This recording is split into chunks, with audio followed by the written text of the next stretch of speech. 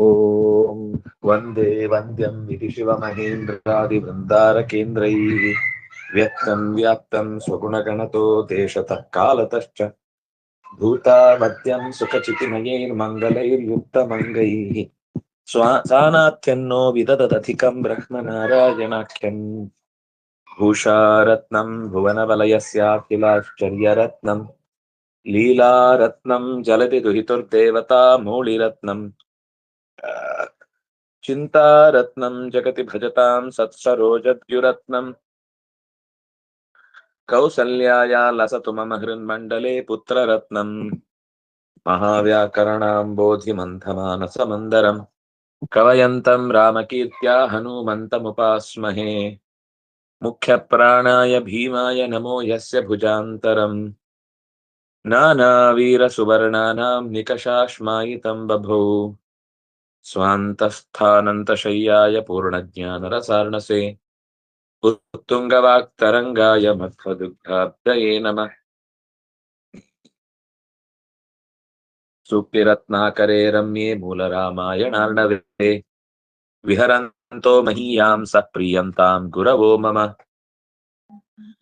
ವಾಲ್ಮೀಕೇರ್ಗೌಃ ಪುನೀಯಾನ್ನಃ ಮಹೀಧರ ಪದಾಶ್ರಯಾ ಯದ್ದುಗ್ಧಮುಪಜೀವಂತಿ ಕವಯಸ್ತರ್ಣಕಾ ಇವ ಸ್ವಸ್ತ್ಯಸ್ತು ಸತಾಂ ಹರಿ ಓಂ.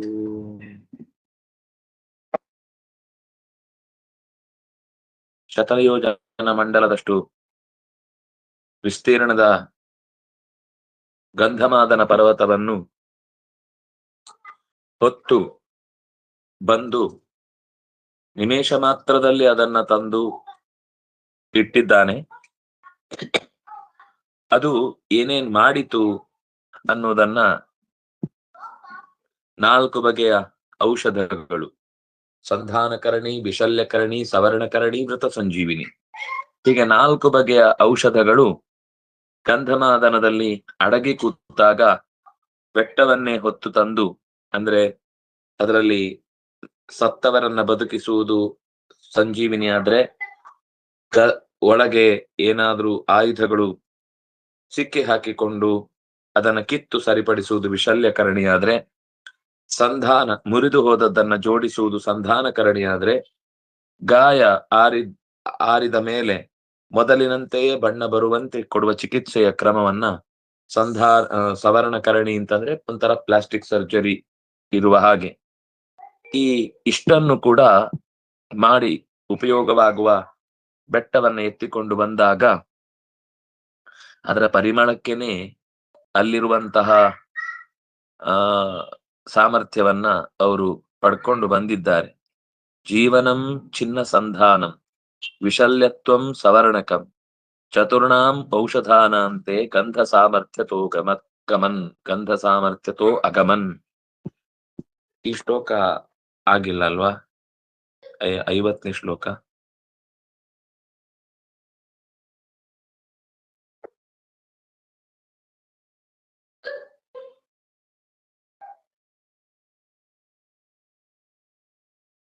ಹಿಂದಿನ ಶ್ಲೋಕ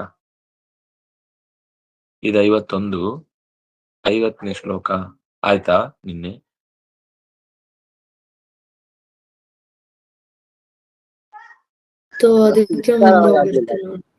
ಏನು ವಿಸ್ತಾರವಾಗಿ ಆಗ್ಲಿಲ್ಲ. ಸರಿ.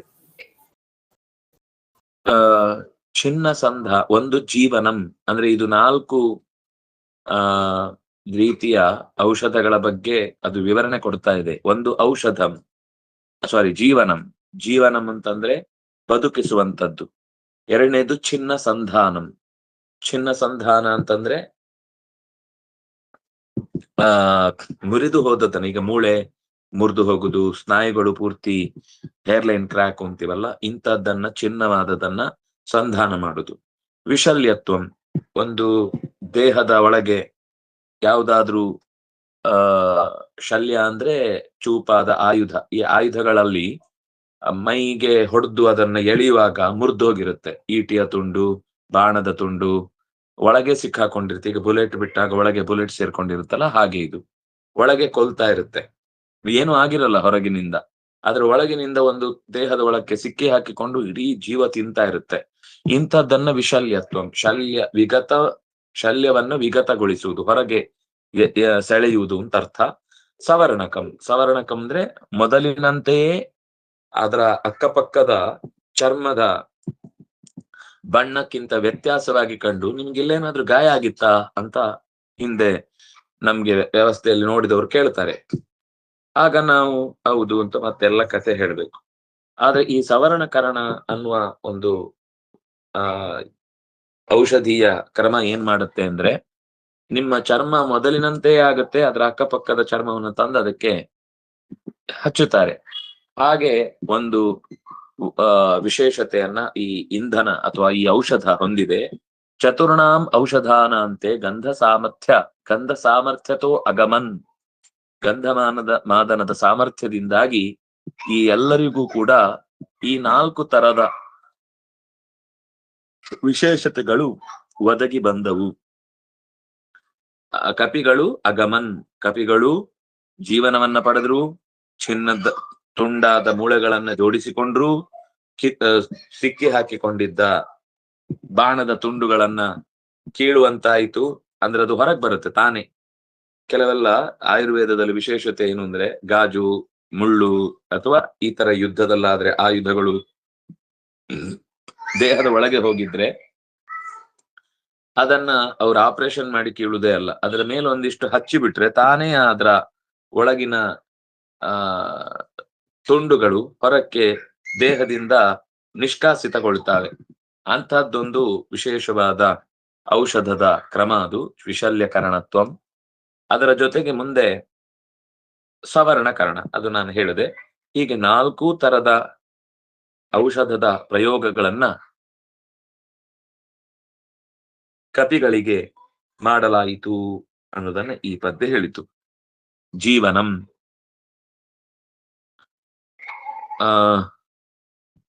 ತೇ ಅಂದ್ರೆ ಆ ವಾನರರು, ಚತುರ್ಣಾಂ ಔಷಧಾನಾಂ 4 ಬಗೆಯ ಔಷಧಗಳ ಗಂಧಮಾದನ ಸಾಮರ್ಥ್ಯಂ,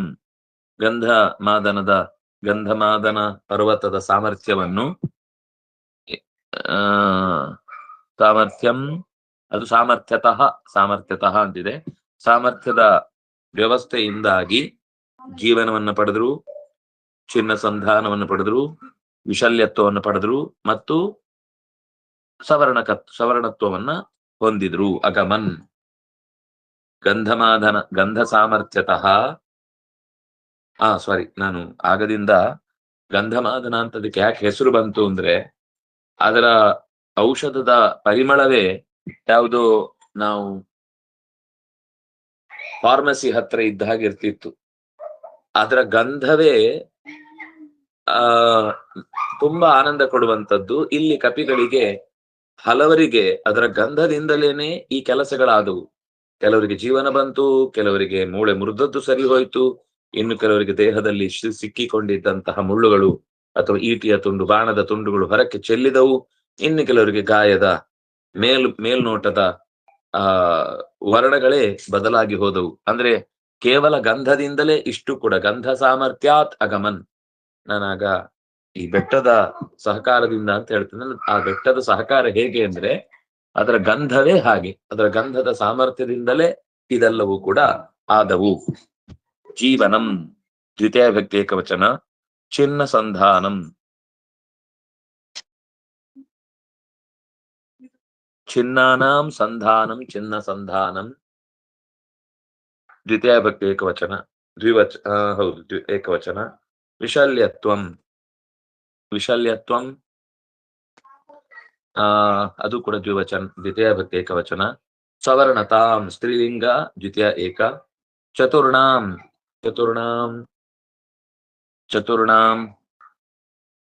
ನಿತ್ಯ ಬಹುವಚನ ಅಂತ ಶಬ್ದ ಷಷ್ಠಿ ಬಹು. ಔಷಧಾನಾಂ ಷಷ್ಠಿ ಬಹು. ಗಂಧ ಸಾಮರ್ಥ್ಯತಃ, ಗಂಧಸ್ಯ ಸಾಮರ್ಥ್ಯಂ ಗಂಧ ಸಾಮರ್ಥ್ಯಂ. ತಸ್ಮಾತ್ ಅನ್ನೋದನ್ನ ತಸ್ ಪ್ರತ್ಯಯ ಹೇಳುತ್ತೆ. ಗಂಧ ಸಾಮರ್ಥ್ಯತಃ. ಅಗಮನ್ ಲುಂಗ್ ಪ್ರಥಮ ಏಕ.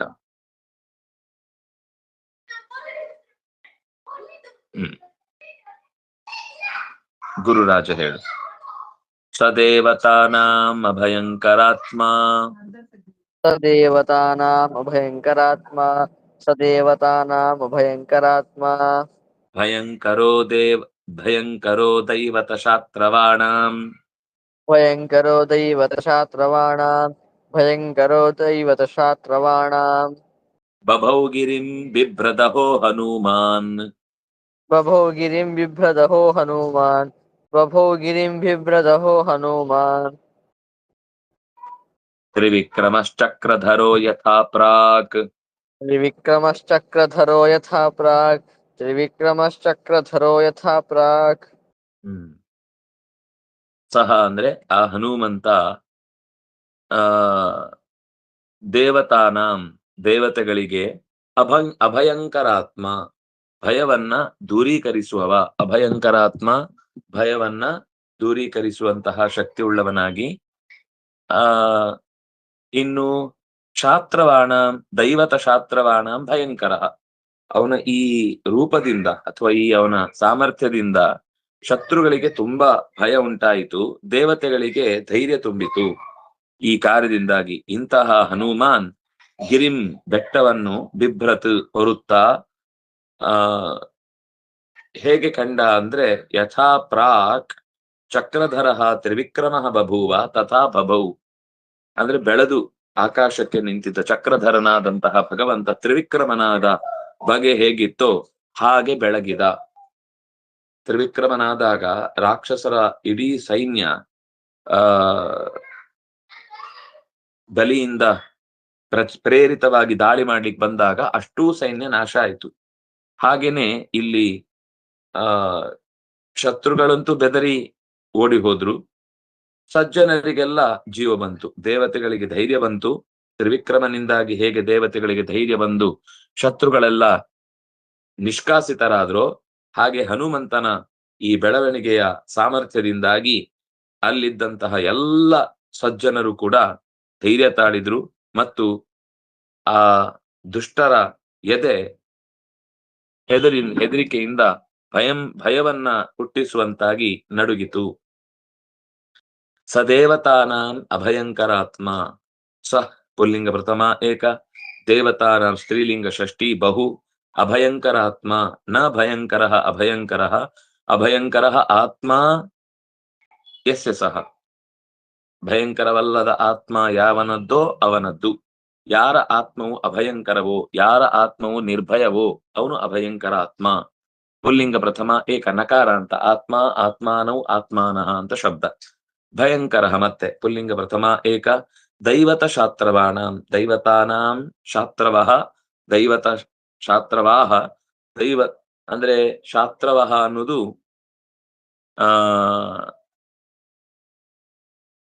ಶತ್ರವಹ ಏವ ಶಾಸ್ತ್ರವಾಹ, ಶತ್ರುಗಳನ್ನೇ ಶಾಸ್ತ್ರವಾಹ ಅಂತ ಕರೀತಾರೆ. ತೇಷಾಂ ಶಾಸ್ತ್ರವಾಣಾಂ ದೈವತಾನಾಂ ಶಾಸ್ತ್ರವಾಹ ದೈವತ ಶಾಸ್ತ್ರವಾಹ ತೇಷಾಂ ಷಷ್ಠಿ ಬಹು, ಬಭೌ ಭಾದೀಪ್ತೋ ಲಿಟ್ ಪ್ರಥಮ ಏಕ, ಗಿರಿಂ ಇಕಾರಾಂತ ಪುಲ್ಲಿಂಗ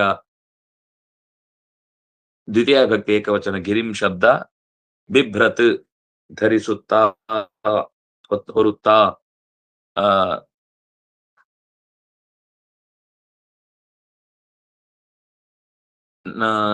ನಪುಂಸಕಲಿಂಗ ಪ್ರಥಮ ಏಕ, ಚಕ್ರಧರ ಅಕಾರಾಂತ ಪುಲ್ಲಿಂಗ ಪ್ರಥಮ ಏಕ, ಹನುಮಾನ್ ಮತು ಪ್ರತ್ಯಯ ಅಂತ ಶಬ್ದ ಪುಲ್ಲಿಂಗ ಪ್ರಥಮ ಏಕ, ತ್ರಿವಿಕ್ರಮ ಪುಲ್ಲಿಂಗ ಪ್ರಥಮ ಏಕ, ಯಥಾ ಅವ್ಯಯ, ಪ್ರಾಕ್ ಅವ್ಯಯ.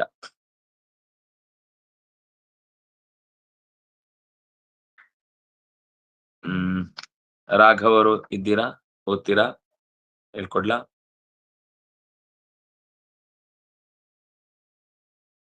ಸೌಮಿತ್ರಿ ಸುಗ್ರೀವ ವಿಧಾತೃನಂದನಾ.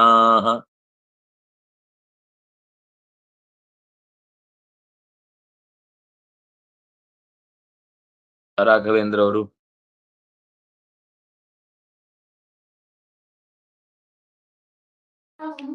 ಸೌಮಿತ್ರಿ ಸುಗ್ರೀವ ವಿಧಾತೃನಂದನ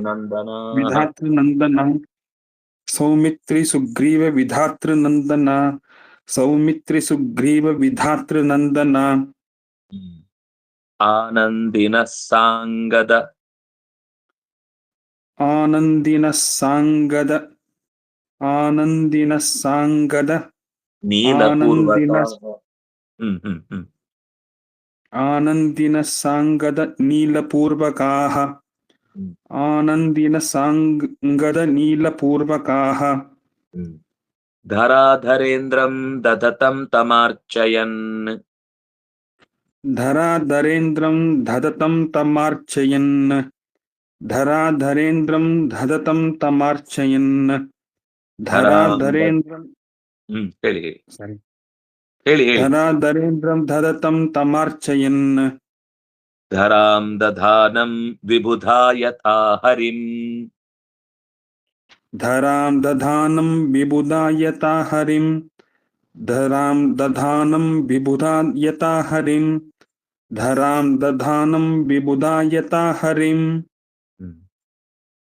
ಹನುಮಂತ ಈ ಕಾರ್ಯವನ್ನ ನಡೆಸಿ ಬಂದ ಮೇಲೆ ಏನೇನಾಯ್ತು? ಸೌಮಿತ್ರಿ ಸುಗ್ರೀವ ವಿಧಾತೃ ನಂದನ. ವಿಧಾತೃ ನಂದನ ಅಂತಂದ್ರೆ ಜಾಂಬವಂತ, ಬ್ರಹ್ಮನ ಸುತ. ಇವರೆಲ್ಲರೂ ಕೂಡ ಹನುಮಂತ ಹೀಗೆ ಬೆಟ್ಟವನ್ನ ಎತ್ತಿ ತಂದು ಕಪಿಗಳೆಲ್ಲ ತಮ್ಮ ತಮ್ಮ ನೋವುಗಳನ್ನ ಕಳೆದುಕೊಂಡು, ಮೂಳೆ ಮುರಿದವರು ಎದ್ರು, ಚುಚ್ಚಿಕೊಂಡವರೆಲ್ಲ ಸುಧಾರಿಸಿಕೊಂಡ್ರು, ಗಾಯ ಆಗಿ ಸೀಳಿದ್ದ ಮೈಯವರೆಲ್ಲ ಮತ್ತೆ ಮೊದಲಿನಂತೆ ವಿಕಾರಗೊಂಡಿದ್ದವರೆಲ್ಲ ಸರಿಯಾದ್ರು. ಇದನ್ನೆಲ್ಲ ಕಂಡು ಆನಂದಿನ ಅತ್ಯಂತ ಆನಂದ ಪಡುವವರಾಗಿ ಸಾಂಗದ ನೀಲಪೂರ್ವಕಾಹ, ಅಂಗದ ನೀಲ, ಪೂರ್ವಕಾಹ ಅಂದ್ರೆ ಮೊದಲಾದವರು, ಅಂಗದ ಅಂದ್ರೆ ಅಂಗದನಿಂದ ಕೂಡಿಕೊಂಡು ನೀಲನೆ ಮೊದಲಾದವರು ಧರಾಧರೇಂದ್ರಂ ದಧತಂ ತಮಾರ್ಚಯನ್ ಧರಾಂ ದಧಾನಂ ವಿಬುಧಾ ಯಥಾ ಹರಿಂ. ಎಲ್ಲರೂ ಹನುಮಂತನನ್ನ ಮೆಚ್ಚಿಕೊಂಡ್ರು. ಹೇಗೆ ಅಂದ್ರೆ ಹಿಂದೆ ಹರಿ ವರಾಹ ರೂಪದಿಂದ ಹೇಗೆ ಭೂಮಿಯನ್ನೇ ಎತ್ತಿಕೊಂಡು ಭೂಮಿಯ ಸ್ಥಿತಿಗತಿಯನ್ನ ಮೊದಲಿನಂತಾಗಿಸಿದನೋ, ಅಂದ್ರೆ ಅದು ಕಕ್ಷ ಕಳಚಿ ಎಲ್ಲವೂ ಚೆಲ್ಲಾಪಿಲ್ಲಿ ಆಗಿತ್ತು, ಹಗಲು ರಾತ್ರಿ ಎಲ್ಲೋ ಹೋಗಿತ್ತು. ಆ ತಪಸ್ಸಿನ ಸ್ಥಿತಿಗತಿಗಳೆಲ್ಲ ಬದಲಾವಣೆ ಆಗಿದ್ದು, ಇದರಿಂದ ಸರಿಯಾದ ಕಾಲಕ್ಕೆ ಯಾರಿಗೂ ತಮ್ಮ ತಮ್ಮ ಕರ್ತವ್ಯವನ್ನು ನಿರ್ವಹಿಸುವುದು ಕಷ್ಟವಾಗಿತ್ತು. ಅದೆಲ್ಲ ಮೊದಲಿನಂತಾಯ್ತು. ಹಾಗೆ ಧರಾಧರೇಂದ್ರಂ, ಧರಾಧರ ಅಂತಂದ್ರೆ ಬೆಟ್ಟ, ಧರ ಅಂದ್ರೆ ಭೂಮಿ, ಧರಾಧರ ಅಂದ್ರೆ ಭೂಮಿಯನ್ನ ಹಿಡಿದಿಟ್ಟದ್ದು, ಅದರಲ್ಲಿ ಇಂದ್ರ, ಅದರಲ್ಲಿ ಶ್ರೇಷ್ಠವಾದದ್ದು ಗಂಧಮಾದನ, ಅದನ್ನು ದಧತಂ, ಅದನ್ನು ಹೊತ್ತಿರುವ ಹನುಮಂತನನ್ನು ಸಮಾರ್ಚಯನ್, ಎಲ್ಲರೂ ಕೂಡ ಅರ್ಚಿಸಿದರು. ಹೇಗೆ ಧರಾಂ ದಧಾನಂ, ಭೂಮಿಯನ್ನ ಹೊತ್ತ ವರಾಹರೂಪಿಯಾದ ಪರಮಾತ್ಮನನ್ನು ವಿಬುಧಾಹ, ವಿಬುಧರು ಅರ್ಚಿಸಿದರೋ ಹಾಗೆ. ಅಂದ್ರೆ ಭಗವಂತನ ಉದಾಹರಣೆ ಕೊಡುವುದರ ಮೂಲಕ ಅಂಥ ಒಂದು ನಿಸ್ಪೃಹವಾದ ಸೇವೆಯನ್ನ ದೇವರು ಆ ಭೂಮಿಯನ್ನು ಎತ್ತಿದ್ದು ತನಗೇನು ವ್ಯಕ್ತಿಗತವಾಗಿ ಲಾಭ ಇದ್ದದ್ದಕ್ಕಲ್ಲ, ಸಜ್ಜನರ ಪ್ರಾರ್ಥನೆಗೆ. ಹಾಗೇನೆ ಹನುಮಂತನು ಕೂಡ ಇದರಲ್ಲಿ ಅವನಿಗೇನು ವ್ಯಕ್ತಿಗತವಾಗಿ ಲಾಭ ಇಲ್ಲ ಮತ್ತು ಬಯಸ್ಲೂ ಇಲ್ಲ. ಅವನು ಲಾಭ ಇಲ್ಲ ಮಾತ್ರ ಅಲ್ಲ, ಅವನು ಬಯಸ್ಲೂ ಇಲ್ಲ. ತನ್ನ ಎಲ್ಲ ಬಂಧುಗಳನ್ನ ಮರಳಿ ಮೊದಲಿನಂತೆ ಅವರ ಜೀವನವನ್ನು ನಡೆಸಲಿಕ್ಕೆ ಸಾಧ್ಯವಾಗುವಂತೆ ಮಾಡಿದ್ದನ್ನು ನೋಡಿ ಸೌಮಿತ್ರಿ, ಸುಗ್ರೀವ, ಜಾಂಬವಂತ, ಅಂಗದ, ನೀಲ, ಸುಷೇಣ ಮೊದಲಾದ ಎಲ್ಲ ವೀರರು ಆನಂದಿನ ಎದ್ದು ನಿಂತರು, ಸಂತೋಷ ಪಟ್ರು. ಬೆಟ್ಟವನ್ನ ಹೊತ್ತು ತಂದ ಹನುಮಂತನನ್ನ ಅತ್ಯಂತ ಪ್ರೀತಿಯಿಂದ ತಮಾರ್ಚಯನ್, ಮನಸ್ಸು ಮೈ ಎಲ್ಲ ಪೂರ್ತಿಯಾಗಿ ಒಪ್ಪಿಸಿ ಅವನನ್ನ ಅರ್ಚಿಸಿದರು. ಹೇಗೆ ಹರಿಯನ್ನ ವಿಬುಧರು ಭೂಮಿಯನ್ನೇ ಎತ್ತಿಕೊಂಡು ಬಂದಾಗ ಪ್ರೀತಿಸಿದ್ರೋ, ಪೂಜಿಸಿದ್ರೋ, ಹಾಗೆ ಇವನನ್ನು ಕೂಡ ಜನರು ಪೂಜಿಸಿದ್ರು. ಸೌಮಿತ್ರಿ ಸುಮಿತ್ರಾಯಾ ಅಪತ್ಯಂ ಪುಮಾನ್ ಸೌಮಿತ್ರಿ, ಸುಮಿತ್ರೆಯ ಮಗ ಸೌಮಿತ್ರಿ, ಇಕಾರ ಅಂತ ಪುಲ್ಲಿಂಗ. ಸೌಮಿತ್ರಿ ಸೌಮಿತ್ರಯ. ಸೌಮಿತ್ರಿಶ್ಚ ಸುಗ್ರೀವಶ್ಚ ವಿಧಾತೃ ನಂದನಶ್ಚ ಸೌಮಿತ್ರಿ ಸುಗ್ರೀವ ವಿಧಾತೃ ನಂದನಾ. ಈ ವಿಧಾತು ನಂದನಃ, ವಿಧಾತೃ ನಂದನಃ, ಇದು ದ್ವಂದ್ವ ಸಮಾಸ ಆಯಿತು. ಆನಂದಿನಃ, ಆನಂದಃ ಏಷಾಂ ಸಂತೀತಿ ಆನಂದಿನಃ, ಆನಂದ ಉಳ್ಳವರು. ಸಾಂಗದ ನೀಲಪೂರ್ವಕಾಹ, ಅಂಗದೇನ ಸಹಿತಃ ಸಾಂಗದಃ, ಸಾಂಗದಃ ನೀಲಃ ಸಾಂಗದ ನೀಲೌ ಸಾಂಗದ ನೀಲವು ಪೂರ್ವಂ ಯೇಷಾಂತೆ ಸಾಂಗದ ನೀಲಪೂರ್ವಕಾಹ ಧರಾಣಾಂ ಧರಾಂ ಧರತಿ ಇತಿ ಧರಾಧರಃ ಧರಾಧರೇಷು ಇಂದ್ರಃ ಧರಾಧರೇಂದ್ರಃ ತಂ ದಧತಂ ತಂ ಆರ್ಚಯನ್ ಅರ್ಚಿಸಿದರು ಅಂತ ಅರ್ಥ. ಧರಾಧರೇಂದ್ರ ಅಂದ್ರೆ ಪರ್ವತವನ್ನು, ಗಂಧಮಾದನ ಪರ್ವತವನ್ನು ದಧತಂ ದಧತ್ ದಧತೌ ದಧತಃ ದಧತಂ ದ್ವಿತೀಯ ಭಕ್ತಿ ಏಕವಚನ, ತಂ ದ್ವಿತೀಯ ಭಕ್ತಿ ಏಕವಚನ, ಅರ್ಚಯನ್ ಅರ್ಚಿಸುತ್ತಾ ಅಂದ್ರೆ ಅರ್ಚಿಸಿದರು. ಲಂಗ್ ಪ್ರಥಮ ಬಹು, ಅರ್ಚಯತ್ ಅರ್ಚಯತಾಂ ಅರ್ಚಯನ್ ಅರ್ಚಯತಿ ಅಂತ ಶಬ್ದದ ಶತ್ರು ಪ್ರತ್ಯಂತವಾದ ಶಬ್ದ. ಧರಾಂ ದ್ವಿತೀಯ ಏಕ, ದಧಾನಂ ಇದು ಶತ್ರು ಪ್ರತ್ಯಂತವಾದ ಶಬ್ದ, ದ್ವಿತೀಯ ಭಕ್ತಿ ಏಕವಚನ. ವಿಬುಧಾಹ ಸ್ಫುಲ್ಲಿಂಗ ಪ್ರಥಮ ಬಹು, ಯಥಾ ಅವ್ಯಯ ಹರಿಂ ಹರಿಹಿ ಹರಿಹರಯಃ ಹರಿಂ.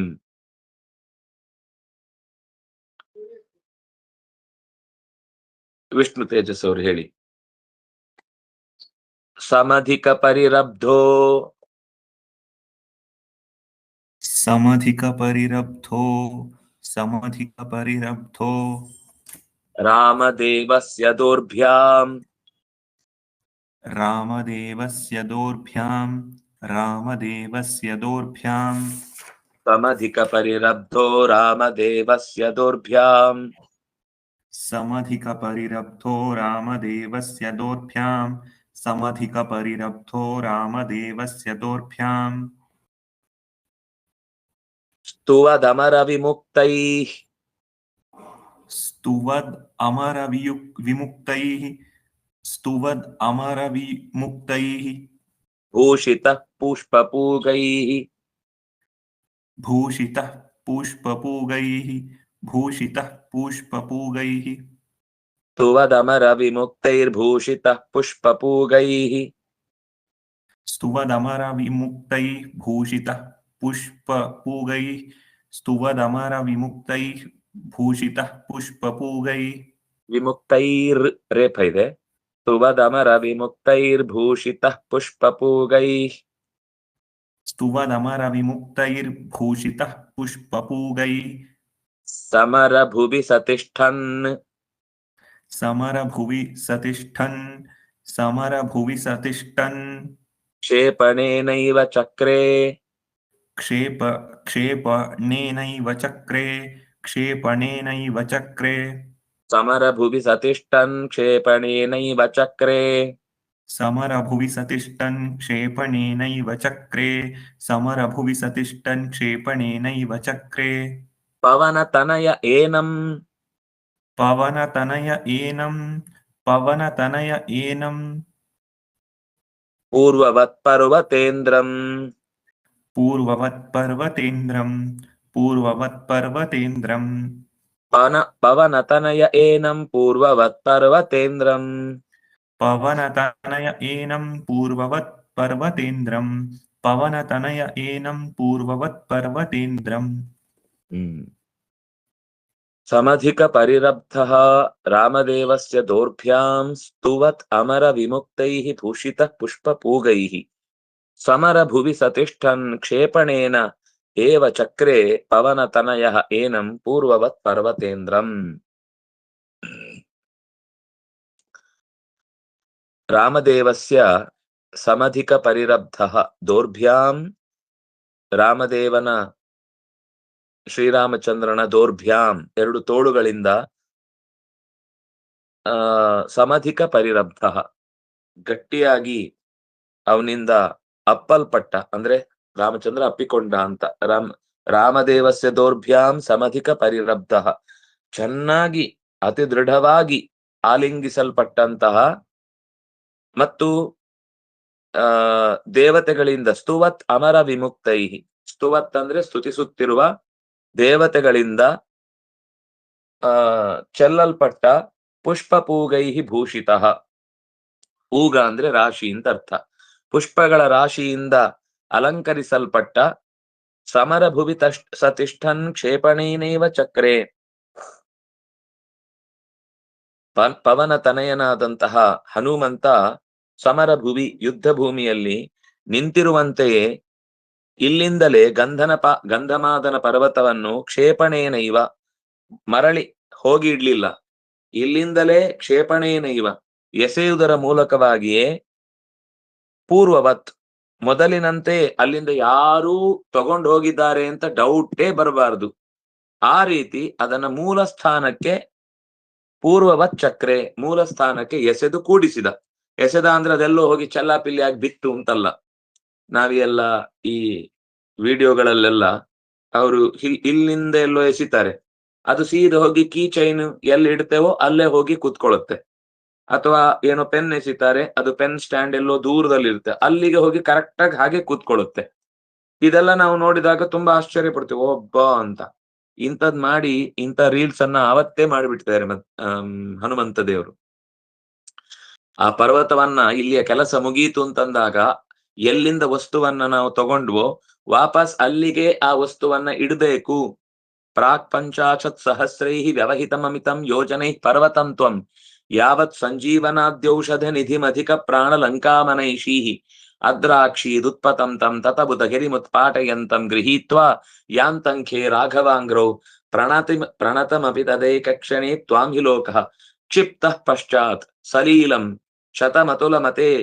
ಅಲ್ಲಿ ವಾಪಸ್ಸು ಕ್ಷಿಪ್ತ, ಅದನ್ನೇ ಈ ಶ್ಲೋಕ ಹೇಳ್ತಾ ಇದೆ. ಅದು ಹೇಗೆ ಅಂದ್ರೆ, ವಾಪಸ್ ಅಲ್ಲಿ ಹೋದ ಮೇಲೆ ಅಲ್ಲಿ ಅಲ್ಲಾಡಿಸಿದ ಒಂದು ಸಣ್ಣ ಗುರುತು ಕೂಡ, ಯಾವುದೋ ಒಂದು ಇರುವೆಯ ಗೂಡು, ಅದು ಇರುವೆ ಅಲ್ಲಿಂದ ದಾಟಿ ಹೊರಕ್ಕೆಲ್ಲೋ ಆಹಾರ ತರ್ಲಿಕ್ಕೆ ಹೋಗಿದೆ. ಇಲ್ಲಿ ಕೆಲಸ ಮುಗಿದ ತಕ್ಷಣ ವಾಪಸ್ ಅದು ಬಂದು ಬಿದ್ರೆ ಇರುವೆ ಗೂಡಲ್ಲಿ ಯಾವುದೂ ಚೆಲ್ಲಾಪಿಲ್ಲಿ ಆಗದೆ ಒಳಗೆ ಹೇಗಿತ್ತೋ ಹಾಗೇ ಆ ಮರಿಗಳು ಮೊಟ್ಟೆಯೊಡೆಯದೆ ಎಲ್ಲೋ ಒಂದು ಪ್ರಯಾಣ ಮಾಡಿ ಬಂದಾಗ ಅವುಗಳಿಗೆ ಅನ್ನಿಸಿರ್ಬಹುದು, ಬಿಟ್ರೆ ಏನು ಘಾಸಿ ಆಗಿಲ್ಲ. ಅದು ದಾಟಿ ಬರುವಾಗ ಚೂರು ವ್ಯತ್ಯಾಸ ಆಗಿದ್ರೆ ಬಹಳ ಸೂಕ್ಷ್ಮವಾಗಿ ಗೊತ್ತಾಗುತ್ತೆ ಇರುವೆಗಳಿಗೆ. ಆದ್ರೆ ಒಂದೇ ಒಂದು ಇರುವೆಗೂ ಕೂಡ ಪ್ರಯಾಣ ಆಗುವಾಗ ಇಲ್ಲಿ ಏನೋ ವ್ಯತ್ಯಾಸ ಆಗಿದೆ ಅಂತ ಒಂದು ಸಣ್ಣ ಮರಳ ಕಣದ ಅಲ್ಲಾಡುವಿಕೆಯೂ ಕೂಡ ಅವುಗಳ ಗಮನಕ್ಕೆ ಬರಲಿಲ್ಲ. ಯೋಜನಾನಾಂಸ ಉಚ್ಚ ತಾವದ್ ವಿಸ್ತಾರವಾಂಶ್ಚಾಪ್ಯುಪಲ ಲವ ಇವ ವ್ಯಗ್ರ ಬುದ್ಧ್ಯಾತ್ವಯಾನಾಂ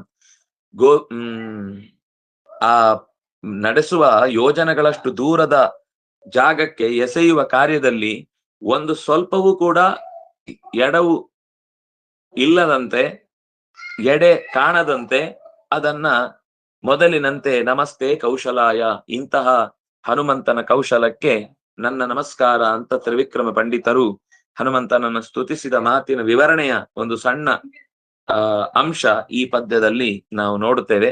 ಇಲ್ಲಿಗೆ ಯುದ್ಧಕಾಂಡದ 10ನೆಯ ಸರ್ಗ ಮುಕ್ತಾಯವಾಯಿತು. ಮತ್ತೆ ನಾಳೆ ಮುಂದಿನ ಸರ್ಗದ ಚಿಂತನೆಯನ್ನು ನಾವು ಯಥಾಶಕ್ತಿ ನಡೆಸೋಣ. ಇತಿ ಶ್ರೀಮದ್ ಆಚಾರ್ಯ ಗೋವಿಂದಸ್ಯ ಕೃತಿಷು ಸಂಗ್ರಹ ರಾಮಾಯಣ ಟೀಕಾಯಾಂ ಸಂಗ್ರಹ ಚಂದ್ರಿಕಾಯಾಂ ಯುದ್ಧಕಾಂಡೆ ದಶಮ ಸರ್ಗ ವಿವರಣಂ. ಆಚಾರ್ಯರು ಈ ಮಂಗಲಾಚರಣೆಯ ಕೊನೆಯ ಅಂಶವನ್ನ ಮಾಲಿನ್ಯ ಉಪಸಂಹರತಿ, ಮಾಲಿನಿ ಛಂದಸ್ಸಿನಿಂದ ಉಪಸಂಹಾರ ಮಾಡುವುದನ್ನು ಹೇಳ್ತಾ ಇದ್ದಾರೆ. ಸಮಧಿಕಂ ಅಂದ್ರೆ ಹೆಚ್ಚು ಇಲ್ಲ ಕಮ್ಮಿ ಇಲ್ಲ, ಬೇರೆ ಯಾರಿಗೂ ಇಂಥದ್ದನ್ನ ಪಡಿಲಿಕ್ಕೆ ಸಾಧ್ಯ ಆಗಿಲ್ಲ, ಅಂತಹ ಆ ರೀತಿಯ ಆಲಿಂಗನವನ್ನ ಕೊಟ್ಟಿದ್ದಾನೆ.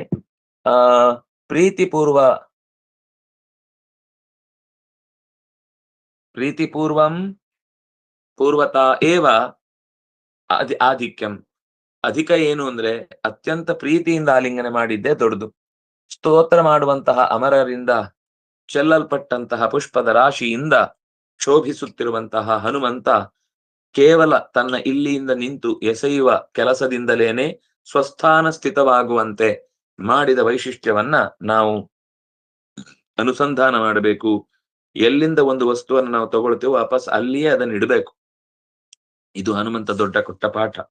ಎಸೆಯುವುದು ಅಂತ ಅರ್ಥ ಅಲ್ಲ, ನಮ್ಗೆ ಏನ್ ಅರ್ಥ ಆಗುತ್ತೆ ಅಂದ್ರೆ ಎಸಿಬೇಕು ಅಂತ ಅರ್ಥ ಆಗುತ್ತೆ.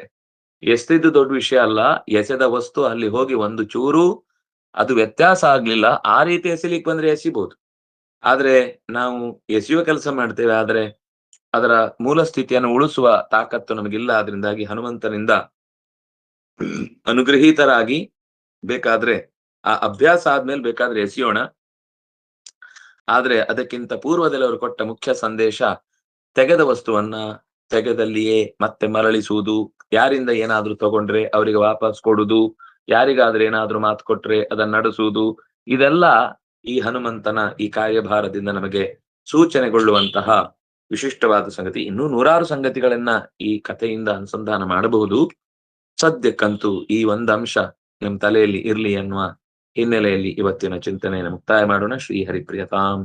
ಮತ್ತೆ ಭಾಗವತಕ್ಕೆ 8:45 ಸೇರೋಣ. ಶ್ರೀಕೃಷ್ಣ ಅರ್ಪಣ.